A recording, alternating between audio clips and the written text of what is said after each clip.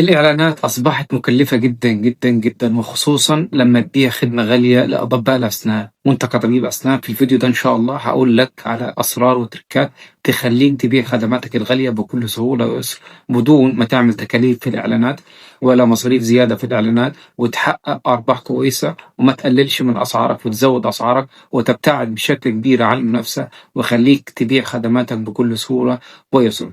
تابع معايا الفيديو ده ويلا بينا على الديسكتوب علشان تشوف الشرح وتشوف الطريقة والأسرار اللي فعلا هتفرق بشكل كبير في البيزنس بتاعك. طيب أهلا بيك مرة تانية في الفيديو ده. إن شاء الله هتعرف إزاي تبيع خدماتك الغالية، وهعرفك إيه هو السيستم الأنسب ليك والأفضل ليك، وإزاي ما تصرفش فلوس كتير على الإعلانات، ولا تحتاج إن أنت تستنى وقت طويل جدا علشان يجولك عملاء يدفعوا لك الأسعار اللي أنت عايزها، وتبتعد عن المنافسة وتحط السعر اللي أنت عايزه وتبيع كتير وتحقق أرباح اللي أنت عايزها، وإن شاء الله أكتر من اللي أنت عايزها كطبيب أسنان، وتعلي شأن المركز الطبي بتاعك أو العيادة بتاعتك بعيد جدا عن المنافسين. مبدئيا اللي بيحصل ايه بكل بساطة؟ اللي بيحصل ان اي طبيب اسنان بيفضل ينزل محتوى على السوشيال ميديا، او بيعمل اعلان مدفوع على فيسبوك او على انستجرام او ايا كان منصة إعلانية. فاللي بيحصل العميل بيجي من الكونتنت بتاعك اللي أنت بتنزله أو الإعلان على وسيلة تواصل من هنا أو هنا، بيجي على وسيلة تواصل سواء الواتساب أو الماسنجر أو أيا كان هو إيه. والعميل في الحالة دي راح على وسيلة التواصل اللي انت قلت له تعالى عليها، وتعالى بدأ يتكلم مع المختص اللي عندك أو المسؤول اللي عندك، وسأل كم سؤال عن الأسعار أو عن التفاصيل هي إيه وإيه تفاصيل الخدمة وما إلى ذلك. وبعدين العميل سأل الكم سؤال بتوعه، والموظف جاوبه وقال له على السعر، وبالتالي العميل عرف التفاصيل وعرف السعر، وبالتالي مشي وتوكل على الله وراح لمنافس مباشرة منه لنفسه بدون أدنى شك. وده اللي بيحصل مع كل أنواع البيزنس الطبية الخدمية بتاعة الأسنان تحديدا يعني. وبالتالي أنت هنا خسرت، ما حققتش مبيعات. أنت دفعت فلوس على الإعلانات وفضلت وقت ودفعت وقت كبير جدا على الكونتنت اللي أنت بتنزله على السوشيال ميديا، مقابل إيه؟ مقابل إن أنت تجيب العميل، والعميل لما جالك قلت له تعالى تواصل معانا في الرسائل. والرسائل دي مش مكان بيع، أنت عملت الشغل الصح بتاع التسويق. هو ده التسويق، هو الصح بتاع التسويق. لكن شغل تسويق الاعلان او الكونتنت هم دول تسويق، ولكن دول مش مسؤولين ان هم يبيعوا لك. اللي مسؤول يبيع لك شيء تاني خالص هنتكلم عليه، خليك معايا دلوقتي على طول هكلمك عليه وهقول لك عليه. ولكن دول مش مسؤولين هم يجيبوا لك عملاء، دول مسؤولين هم يجيبوا لك ترافيك، يجيبوا لك ناس تيجي لحد عندك، يجيبوا لك عميل محتمل متوقع ان هو يدفع لك فلوس. والعميل لما جالك انت بخطأ ما طبعا، علشان يعني هقول لك انا في الدقايق اللي جايه دي بخطأ ازاي وليه ده اصلا خطأ، جبته على الرسائل واتكلم معاك وعرف السعر والتفاصيل وما اعرفش ايه وسابنا ومشي. طيب ليه الكلام ده غلط؟ لان احنا عملنا سيستم تسويقي وما عملناش سيستم مبيعي، لان ده تسويق مش بيع. احنا لينا هنا لازم نبيع. زي ما عملنا سيستم تسويقي لازم نعمل سيستم مبيعي يتعامل مع العميل باحترافية، ويطلع من العميل افضل فلوس وافضل مبيعات انت عايزها، وتعوض لك الوقت اللي انت صرفته هنا، الفلوس اللي انت دفعتها هنا.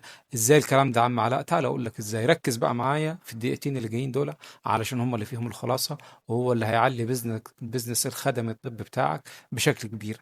هتعمل برضو اعلان او بتعمل كونتنت على السوشيال ميديا بشكل مستمر او اعلان مدفوع. العميل بيجي هنا بيخش عندنا، تعالى يا عميل احنا مش عايزين ندفعك فلوس في الوقت الحالي، احنا عايزين نديلك شيء مجاني يوصلك لهدفك النهائي. العميل بتاعي سي مثلا انت استهدفت في الاعلان بتاعك او السوشيال ميديا بتاعتك كانت فيها رسالة تسويقية بتدعو عميل معين، عميل محدد.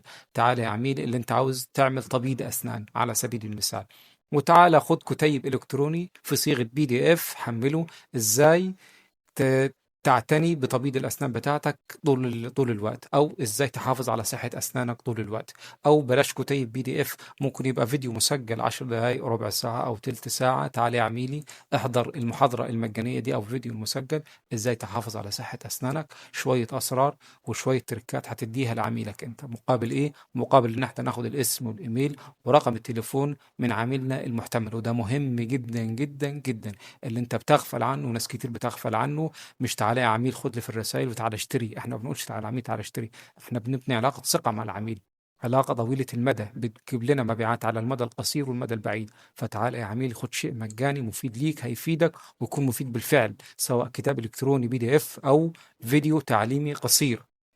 مقابل الايميل والداتا بتاعته اللي احنا خدناهم منه. والعميل بعد ما بيدينا الداتا بيخش على الفيديو ده، بيحضر الفيديو سواء ربع ساعه او ان كان هي ايه، وبيبقى تحت الفيديو في زرار هنا تعال خش على الصفحه المبيعيه. خلاص احنا سبقنا وعملنا اللي علينا وعملنا كل شيء، فتعالى يا عميل يعني خلاص بقى احنا عايزين نبيع دلوقتي، تعالى صفحه مش خش على رسائل. وركز، احنا بندخله على صفحه مبيعيه احترافيه فيها تفاصيل الخدمه، فيها عناصر اقناعيه تقنع العميل بالخدمه بتاعتنا اللي احنا عايزين نبيعها له. وساعتها انت في اللحظه دي هتتفصل الخدمه وتكتب كل اللي انت عايزه والسعر اللي انت عايزه بطريقه احترافيه وسهله جدا. ومعدل التحول مثلا لو انت هنا دخلت على الاعلان بتاعك 2000 عميل، ومعدل التحول اللي جالك من الصفحه دي اللي سجل في الصفحه دي 50%. طب احنا ليه قلنا 50% مش اقل او اكتر؟ لان ده شيء مجاني، هو ممكن يكون اكتر، ممكن توصل لحد 80%، لان انت جايب العميل ما بتقولوش تعالى خش الرسائل وتعالى اشتري، انت جايبه تعالى وقول له خش شيء مجاني. فاحيانا بتوصل ل 70 و80 و90% كمان، بس احنا خلينا نقول 50%. ال 50% دول اللي هم 1000 شخص دخلوا حضروا الفيديو المجاني او خدوا الكتيب الالكتروني اللي بعته لهم انت في الايميل في صيغه PDF ده، وراح لهم على الايميل علشان يحملوه من على جوجل درايف. بعدين دخلوا كلهم على الصفحه المبيعيه. من ال1000 شخص دول عايز تقنعني ان ما فيش ولا مثلا نسبه 2% هيشتروا؟ اكيد على الاقل في 2% هيشتروا. وحتى لو النسبه دي اقل من 2%، العملاء احنا خدنا الداتا بتاعتهم، فاصبح العميل عندك انت هتبيع له يعني هتبيع له، هيشتري يعني هيشتري. ليه؟ لان انت العميل كان محتاج جسر يعدي عليه، شيء مطمئن يوصل العميل لهدفه النهائي. احنا ما بنقدرش تعالى اشتري. فبالتالي العميل حس معاك بالشعور الطمأنينة والثقة والأمان.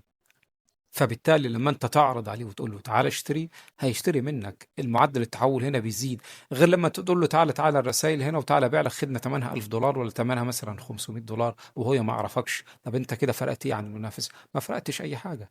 لكن هنا احنا فرقنا كتير جدا عن المنافس، احنا هنا سبقنا وادينا له كتيب مجاني او فيديو مجاني، وبعد كده بعتنا له ايميل فيه اللينك بتاع الفيديو او الكتيب PDF. بعد كده بعتنا له ايميل تاني تثقيفي توعوي ليه هو. بعد كده بعتنا له، بنفضل نسوي بقى من الايميل الثالث او الرابع، بس يعني زي ما انت عايز، خلينا نقول الثالث مثلا. بدها تتبعت له لينك الصفحه دي تعالى اشتري الخدمه دي.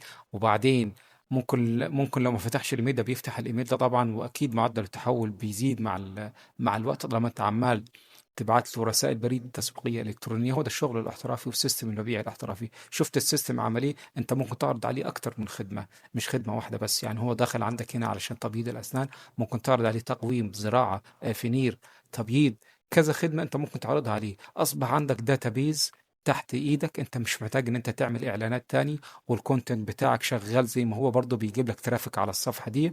والاعلانات لو انت عايز تعملها وتزود ال1000 عميل اللي قلنا هنا دول، زود مفيش مشكلة، بس انت هتزود وانت مستريح، وانت الفلوس مش ما اصبحتش عبء عليك، انت الفلوس بتصرفها وانت مستريح لان في ارباح جايه لك هنا، زودت لنا هامش الربح بشكل كبير، وابعدتنا عن المنافسه.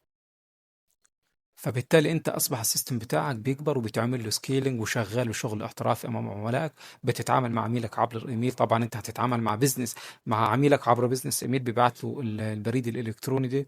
وبالتالي انت اصبحت، كنت فين وبقيت فين؟ كان العميل بتاعك بيخاف ان هو يشتري منك خدمة، اصبح دلوقتي انت في علاقة بينك وبين عميلك، اصبح المبيعات بتجيلك بشكل سهل ويسير. هو ده مراكز الطبية الخدمية في العالم كله الناجحة بتعمله، واي بزنس ناجح تدريبي او خدمي اونلاين او اوفلاين بيعمله بشكل سهل ويسير. ما تصعبش الموضوع على نفسك، وما تستغلاش الموضوع، وما تستخسرش فيه.